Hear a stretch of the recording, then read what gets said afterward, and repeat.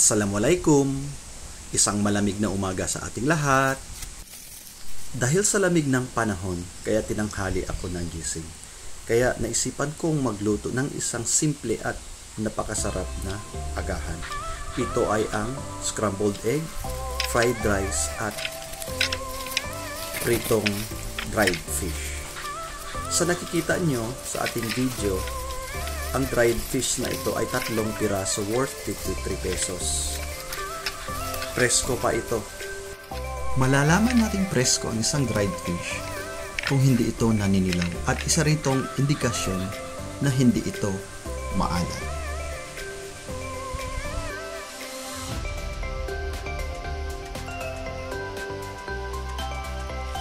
Ang una nating lulutuin ay scrambled egg. So, nakikita nyo nandyan yung hiniwang sibuyas at bawang. Habang niluluto natin ang scrambled eggs, ibababad naman natin sa tubig ng ilang minuto ang ating dried fish para mabawasan ang pagkaalat. At ang susunod namang nating lulutuin ay ating fried rice na nilagyan natin ng konting magic sarap at konting asin. At ang huli nating lulutuin ay ang dried fish. Ang pamaramaraan ng pagluto ng dried fish ay dapat hina ang likod bago ang loob. Ngayon, luto na ang ating hinandang agahan.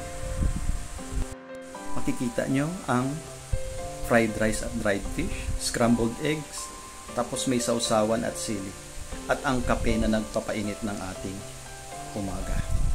Sa ating mug nakalagay dito, "The love of a family is life's greatest blessings." So, mahalin natin ang ating pamilya.